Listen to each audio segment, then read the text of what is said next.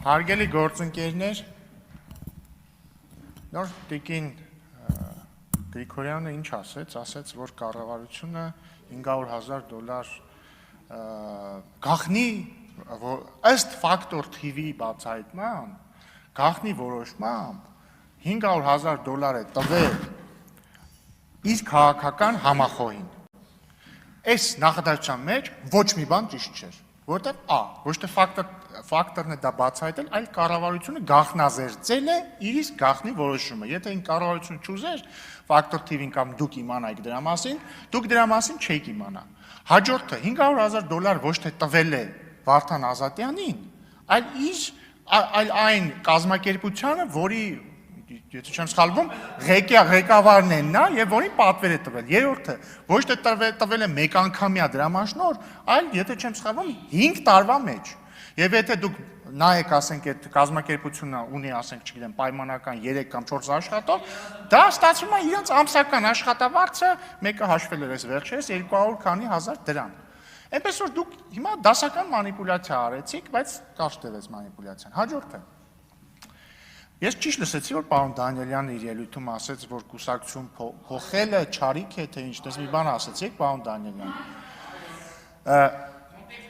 Չէ, կոնտեքստից չեմ կտրում, բացարձակ կոնտեքստից չեմ կտրում, ուղղակի ես կարծում եմ դուք անարդար եք տիկին Գրիգորյանի հանդեպ, որտեղ ձեր կողքը նստած է, այս մարդը իմ քայլով եկավ դառավ պատգամավոր, հետո բան արեց, քաղաքականապես միացավ Վահե Հակոբյանին, վերածնվող Հայաստան կուսակցության։ Եթե չեմ սխալվում, տիկին Գրիգորյանը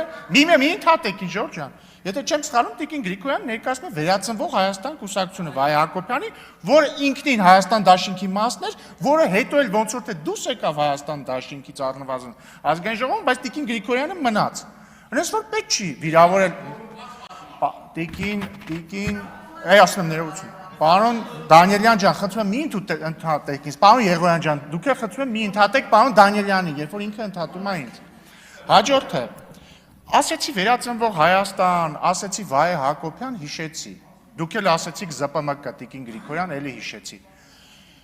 Կրկնում եմ, դուք վերածնվող Հայաստան կուսակցության անդամ եք։ Վերածնվող Հայաստան կուսակցության անդամ Վահե Հակոբյանը Չէ, հետախուզման մեջ է, հենց նոր կարդացի, փաստորեն ինչ է պարզվում, այս տարվա նոյեմբերի 11-ին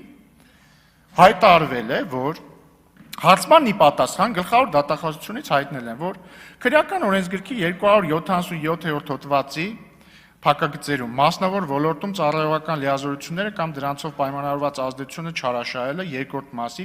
մասի երկրորդ կետով եւ 296-ի փողերի լվացումը երրորդ կետով նախաձեռնված քրեական վարույթի շրջանակներում 2025 թվականի, այսինքն այս տարվա հոկտեմբերի 31-ին մեղադիալ Վահե Հակոբյանի նկատմամբ հայտարարվել է հետախուզում։ Հիմա հարց տիկին Գրիգորյան, ձեր կուսակցության ղեկավարը ինչի է փախած, Ուր է Վահե Հակոբյանը, տիկին Գրիգորյանը, ուր է Վահե Հակոբյանը, կգաք ստեղից կպատասխանեք փողերի լվացման մեջ մեղադրվող ձեր կուսակցության ղեկավարը, ձեր կուսակցական շեֆը, որը մեղադրվում է կոռուպցիայի մեջ, ուր է փախած։ Հետո խոսում են ԶՊԿՄԿ-ի մեջ, ԶՊԿՄԿ-ի կոնտեքստում էլ ասեք Վահե Հակոբյանը ինչ է արել, ինչի է ինքը հիմա մեղադրվում կոռուպցիայի փողերի լվացման մեջ։ Պատասխանեք։ Ու նաև պատասխանեք, ընդհանրապես քաղաքական տրամաբանությանը տրվում, օրինակ ոնց է ստացվում, որ մարդը իմ քայլով, դուք նաև բան սիրում եք, չի ասել, հեղափոխությամբ իշխանության եկածները ինչ որ ասում էին այսպես չեղավ, դուք էլ եք հեղափոխությամբ իշխանության եկել, դուք գիտեք դուք դրա մասին։ Հեղափոխությամբ իշխանության եկել, հետո միացել եք Ռոբերտ Քոչարյանին, դուք գիտեք ով եք։ Դուք 100 հազարավոր մարդկանց, ովքեր որ փողոցներում Հայաստանի հանրավաք էին անում, այդ մարդկանց տված վստահությունը ձեզ, անձամբ ձեզ, դրել եք Քոչարյանի ոտերի տակ։ Գիտեք որ Քոչարյանի, այն Քոչարյանին, որից եւ իր ընտանիքից դատախազությունը պահանջում է արգրավել համագումարով, հանրագումարով, մոտ $200 միլիոն համարժեք գույք փող եւ այլն։ Այդ դրա մասին խոսացեք։ Տեսա որ գրանցվեցիք կգաք եւ կպատասխանեք։ Ամենակարևոր հարցը կպատասխանեք հետեւյալ հարցին. Ուրա ձեր կուսակցության Վահե Հակոբյանը, ձեր կուսակցության ղեկավարը, ձեր քաղաքական ղեկավարը ուրա ինչիա փախել, ինչի չի գալիս եւ հանձնվում, որպեսի դատարանը վճռի իր ճակատագիրը։ Շնորհակալություն։